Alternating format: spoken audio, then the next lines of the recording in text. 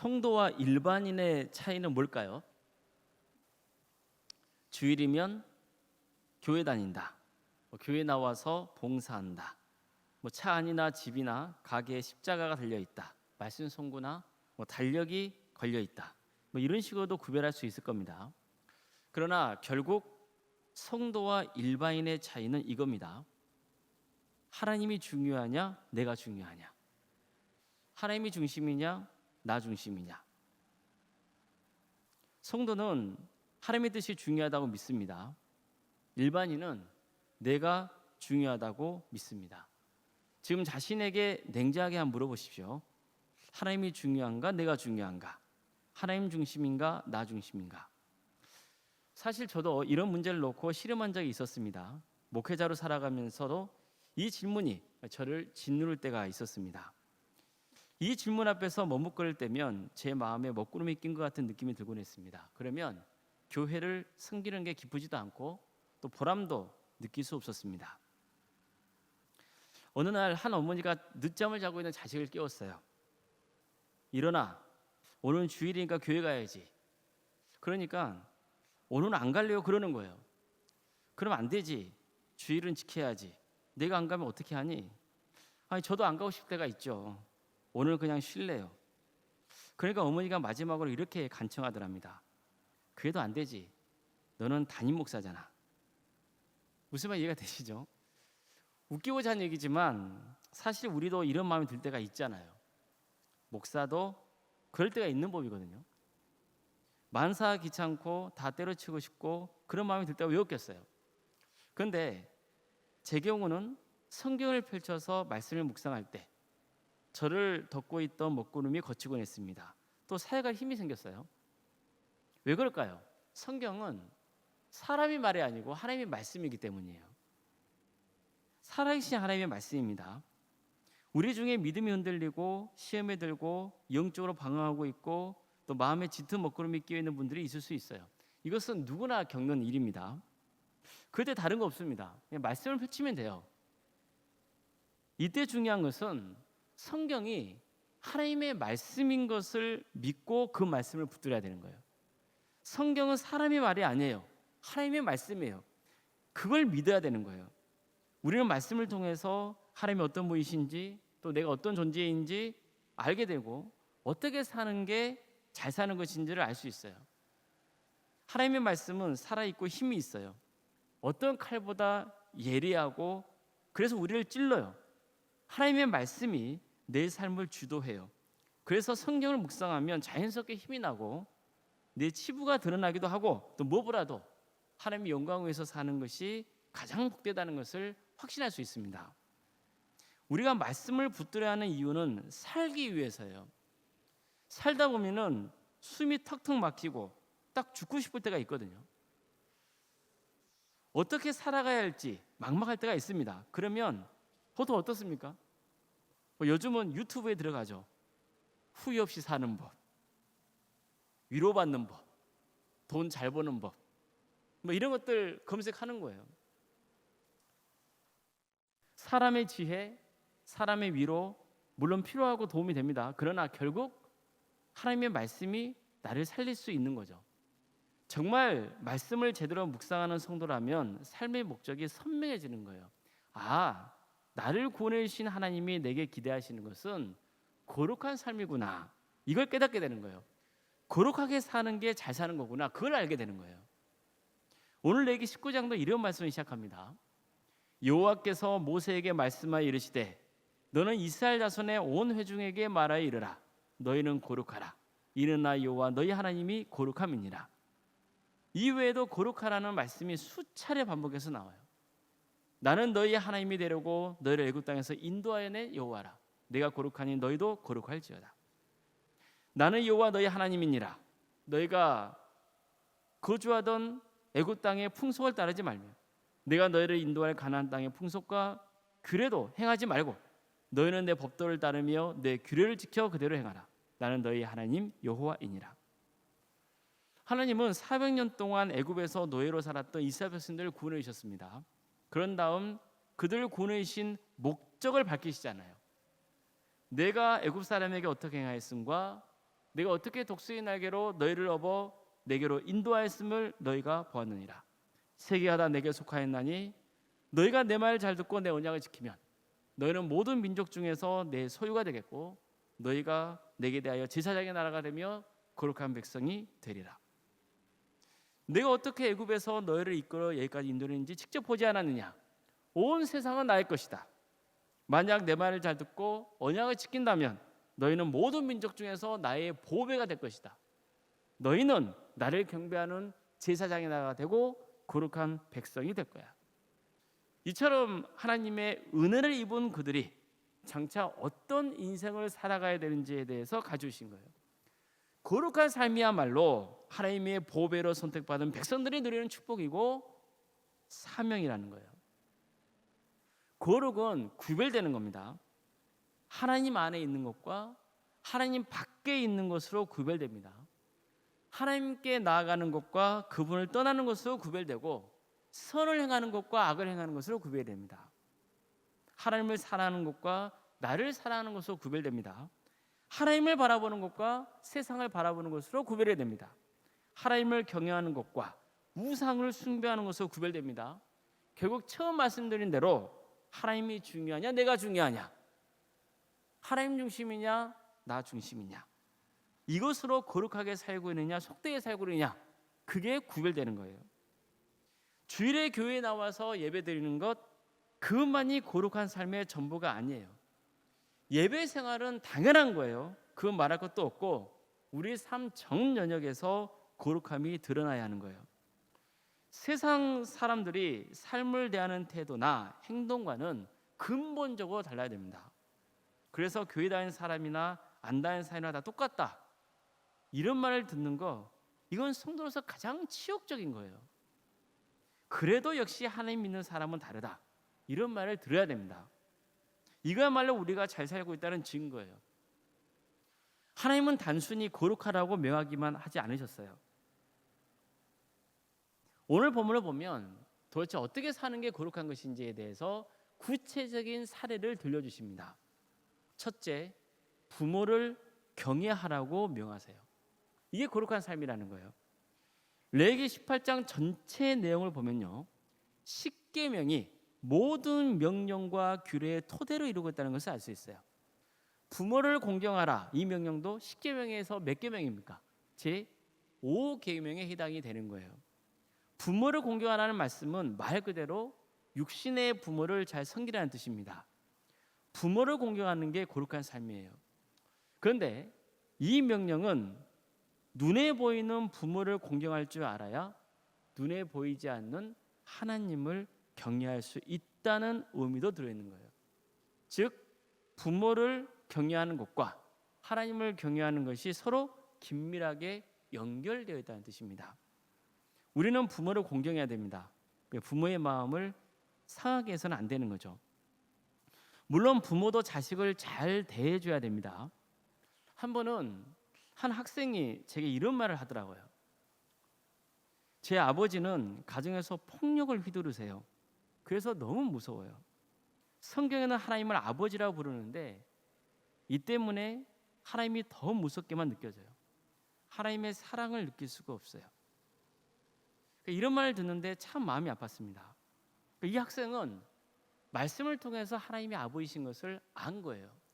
그렇지만 정작 육신의 아버지가 폭력적이기 때문에 이 말씀이 자연스럽게 받아들이지가 못했던 거예요.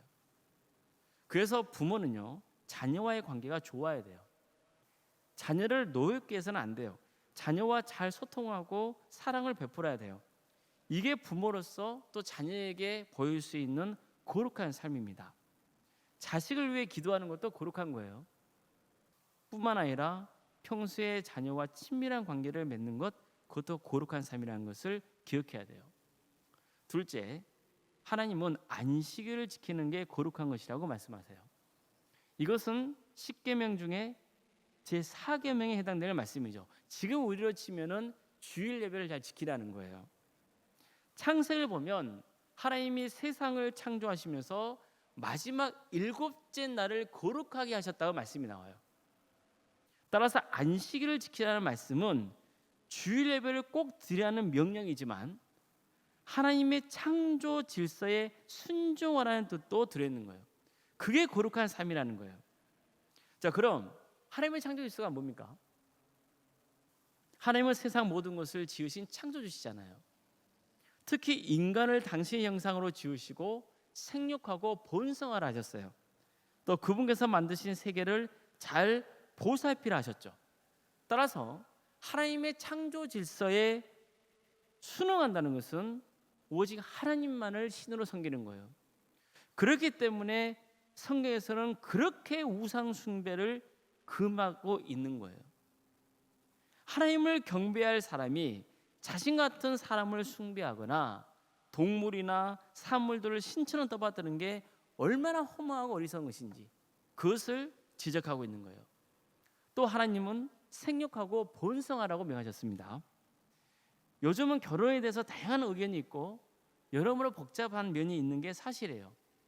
그래도 성인이 되면 결혼하고 자식을 낳아 기르는 게 하나님의 창조 질서에 순응하며 사는 모습이에요. 결혼만 해서 중요한 것도 아니에요. 결혼해서 뭐 해야 되는 거예요? 형편이 되는 대로 또 자식을 낳고 길러야 되는 거예요. 주어진 일을 성실하게 잘 감당하는 것도 거룩한 모습이에요. 한 주간을 열심히 살고 교회 와서 하나님을 예배해야 되는 거예요. 이런 게 다 거룩한 삶의 모습입니다. 셋째, 거룩한 성도는요, 이웃과의 관계도 좋아야 됩니다. 특히 사회적 약자를 배려하라고 명하세요. 오늘 본문에 이런 말씀이 나옵니다. 너희가 너희의 땅에서 곡식을 거둘 때에 너는 밭에 모퉁이까지 다 거두지 말고 내 떨어진 이삭도 줍지 말며 내 포도원의 열매를 다 따지 말며 내 포도원에 떨어진 열매도 줍지 말고 가난한 사람과 거름을 위하여 버려두라. 이처럼 추수 때가 돼서 곡식을 거둘 때는 밭 모퉁이까지 다 거두지 말라는 거예요. 또 추수하다 떨어진 이삭을 줍지 못하게 하시죠. 포도원 열매를 다 따지 말라 하세요. 떨어진 열매가 있으면 줍지 말라 하세요. 뭐 때문이죠? 가난한 사람과 거루민이 양식으로 먹을 수 있게 하기 위해서요. 이처럼 약자를 배려하는 게 거룩한 삶이라는 거예요. 자, 그러면 현실적으로 손해를 봐요, 안 봐요? 주인 입장에서는 손해를 보는 거예요. 그렇더라도 약자를 배려하며 살라는 거예요. 그러면 반드시 하나님께서 풍성한 축복을 부어주실 것이라고 약속하십니다. 순종의 삶이 결국에 가서는 풍성한 열매를 맺게 한다는 거예요. 하나님은 계속해서 이웃과의 관계에 대해 가르쳐 주셨습니다. 도둑질하지 말고 내 이웃을 억압하거나 착취하지 말고 품꾼의 삭슬 제때 주라고 하신 거예요. 장애인을 저주하거나 해치지 말라 하셨고 재판할 때 불의를 행하지 말라 하셨어요. 가난하다고 해서 무조건 그의 편을 들어줘도 안 되고 힘이 있다고 해서 두둔해서 안 되고 공의롭고 정의롭게 재판하라고 명하신 거예요. 사람에게 수군대거나 비방하지 말라고 그랬어요. 저 사람은 이렇다더라 저렇다더라 흉보지 좀 말라는 거예요. 자꾸 어떤 사람의 허물을 들춰내면서 사람들에게 말하는 분들이 있죠. 그러지 말라는 거예요. 아무리 예배를 드리고 봉사를 잘하고 전도 열심히 해도 남을 비난하고 헐뜯는 말을 절제하지 못하면 그건 거룩한 모습이 아니라는 거예요. 늘 상대방을 높여주고 칭찬해주고 위로해주고 격려해주는 그런 사람이 돼야 돼요. 덕을 끼치는 삶, 이게 거룩한 삶의 모습이에요. 이 말씀과 함께 하나님께서는 너무나 잘 알려진 유명한 명령을 내리십니다. 원수를 갚지 말고 동포를 원망하지 말고 내 이웃 사랑하기를 내 자신과 같이 사랑하라. 나는 여호와이니라. 어디서 많이 들어본 말씀 같지 않나요? 어느 날 율법 교사가 예수님을 시험하라고 율법 중에서 가장 큰 계명이 뭐냐고 물어요. 그러자 예수님은 내 마음을 다하고 목숨을 다하고 뜻을 다하여 내 하나님을 사랑하라. 이것이 크고 첫째 된 계명이요. 둘째도 이와 같으니 내 이웃을 내 자신같이 사랑하라 했으니 이 두 계명이 온 율법과 선지자의 강령이니라. 이렇게 말씀하셨습니다. 여기서 첫째 계명으로 마음과 목숨과 뜻을 다하여서 하나님을 사랑하라 하신 예수님의 말씀은 너는 마음을 다하고 뜻을 다하고 힘을 다하여 너 하나님 여호와를 사랑하라. 이 신명기 6장 5절 말씀을 인용하신 거예요. 그리고 둘째 계명으로 내 이웃을 내 자신같이 사랑하라 하신 예수님 말씀은 오늘 본문에 나오는 원수를 갚지 말고 동포를 원망하지 말며 내 이웃 사랑하기를 내 자신같이 사랑하라는 이 말씀을 인용하신 거예요. 한마디로 하나님을 사랑하고 이웃을 사랑하는 삶이야말로 하나님이 가르쳐 주신 모든 계명의 최고봉이라는 것을 가르쳐주고 있는 거예요. 이걸 꾸준히 실천하는 사람이 거룩한 사람이라고 말씀해 주신 거죠. 자, 이 말씀을 보면 주님께서 우리에게 요구하시는 기대치가 낮아요, 높아요? 보통 높아요, 상당히 높아요? 상당히 높아요. 그래서 성도라면 당연히 세상 사람들과 구별될 수밖에 없고 인생을 살아가는 자세나 그런 태도가 질적으로 다를 수밖에 없는 거예요. 우리는 거룩한 삶이 결국 사랑과 밀접하게 관계있다는 것을 알아야 돼요. 그래서 예수님도 너희 원수를 사랑하고 너희를 박해한 자를 위해서 기도하라고 말씀하신 거예요. 그럼 왜 하나님께서는 이렇게 큰 기대치를 우리에게 갖게 하는 거예요? 우리가 그만큼 중요해요, 안 중요해요? 하찮아요, 고귀해요? 고귀하기 때문이라는 거예요. 중요하기 때문이에요. 그렇기 때문에 우리에게 이런 큰 사명을 주시는 거예요. 이 밖에도 하나님께서는요, 점을 보는 것도 금하세요. 요즘은 꼭 점집에 안 가더라도 다양한 방법을 점을 볼 수 있잖아요. 호기심이라도 하지 말아야 돼요. 이건 하나님이 모든 인생을 주관하신다는 믿음을 저버리는 행위예요. 성도는요, 해야 할 것과 해서는 안 되는 것을 잘 분별할 수 있어야 돼요. 그래서 레위기 말씀을 보면 지속적으로 강조하는 게 뭐예요? 거룩한 것과 속된 것, 정한 것과 부정한 것, 그것을 어떻게 하라는 거예요? 잘 구별하라는 거 아니에요. 하나님은요, 몸에 문신하는 것도 금하세요. 보통 타투라 그러잖아요. 제가 아는 한 청년이 고등학교 때 꿈이 뭐였냐면 몸에 문신해주는 타투이스트였어요. 그런데 이 담임 목사님과 담임 선생님 있죠? 담임 학교 선생님하고 진로 상담을 할 때 이 친구가 꿈이 타투이스트라고 말한 거예요. 그랬더니 그 선생님이 이렇게 고민했다고 그래요. 몸에 문신하는 것보다는 너는 교회를 다니니까 너의 마음에 십자가를 새기는 게 어떻겠니? 이렇게 말했다는 거예요. 이 친구가 그 말씀에 너무 감동을 받아가지고 꿈을 바꿨다는 거예요. 청년은 그 선생님의 권면을 받아들인 거죠.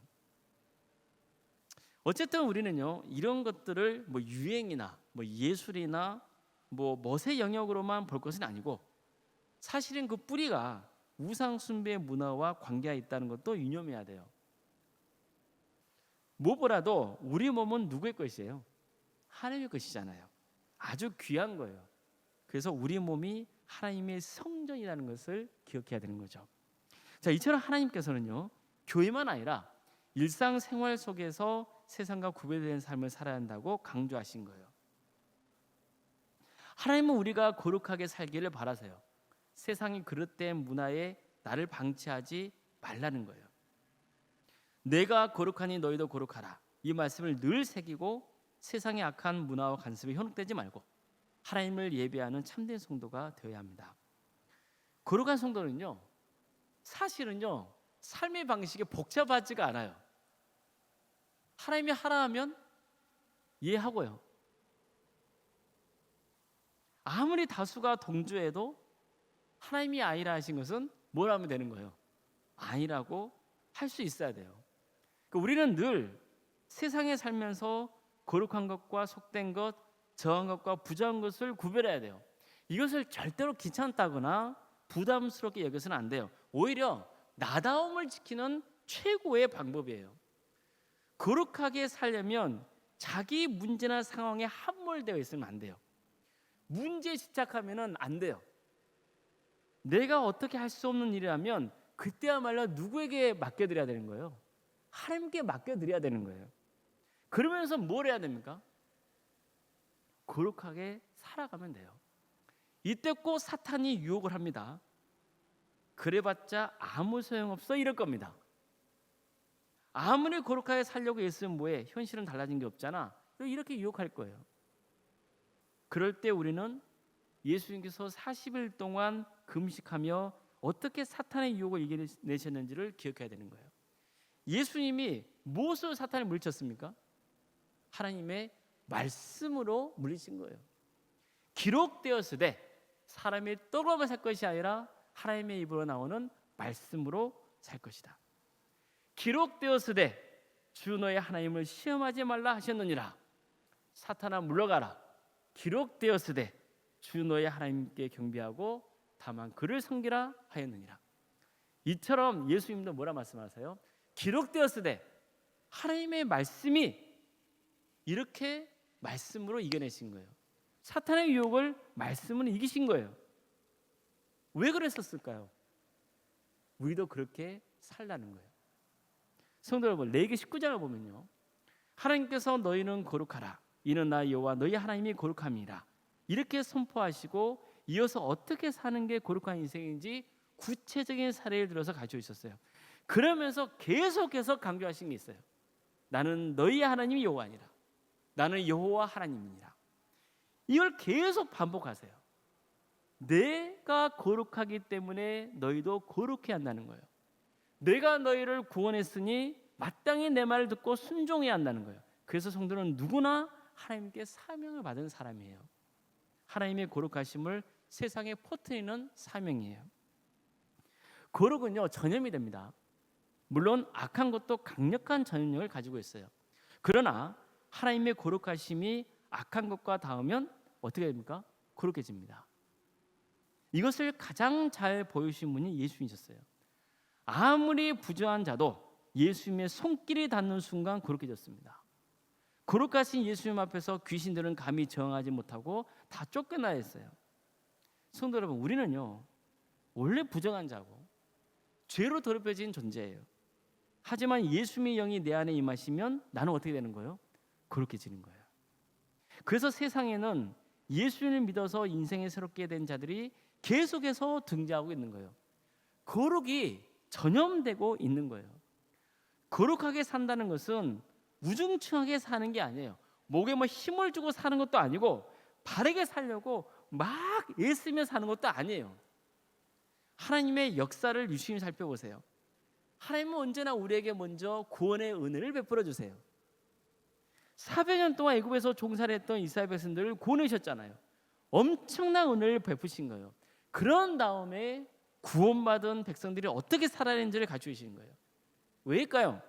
거룩한 삶은 노예처럼 억압당하면서 억지로 사는 게 아니고 하나님께서 베푸신 그 구원의 은혜를 입은 자유인답게 자원해서 당당하게 사는 것이라는 것을 일깨워주기 위해서인 거예요.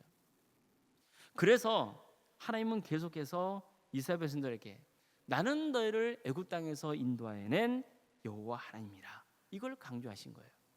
이처럼 내가 하나님께 받은 은혜가 얼마나 큰지 깨달아야만 당당하게 자원해서 거룩한 삶을 살아갈 수 있는 겁니다. 그러니 절대로 거룩하게 살라는 이 말씀을 부담이 여기지 마세요. 하나님께서 우리에게 높은 수준의 삶을 요구한다고 해서 너무 막 괴로워하지 마세요. 왜요? 하나님은 그만큼 우리를 존귀하게 여기시고 우리를 통하여서 선한 역사를 이루기를 바라시는 거예요. 하나님은 우리에게도 구원의 은혜를 베풀어 주셨잖아요. 그 받은 은혜를 떠올리면서 감사하세요. 하나님께서는 거룩하라고 명하셨어요. 이제 결단하십시오. 나는 성경의 사람이 되겠다. 이제 하나님의 말씀대로 살겠다. 나는 거룩한 성도가 되겠다. 이렇게 결단하십시오. 거룩하게 사는 게 최고로 잘 사는 겁니다. 그러니 주님이 부르시는 날까지 거룩한 성도라는 그 정체성을 지키며 살아가시길 바랍니다. 그래서 평생의 삶 가운데 하나님께 감사와 영광을 올려드리는 복된 성도님 되시기를 주님의 이름으로 축복합니다. 기도하시겠습니다. 우리에게 구원의 은혜를 베푸시고 거룩하라고 명하신 주님을 찬양합니다. 거룩한 삶으로 주님께 영광 돌리는 복된 인생의 길을 살아갈 수 있도록 주님 우리와 동행하여 주시옵소서. 성령 충만케 하여 주시옵소서. 거룩하신 예수님의 이름으로 기도드리옵나이다. 아멘.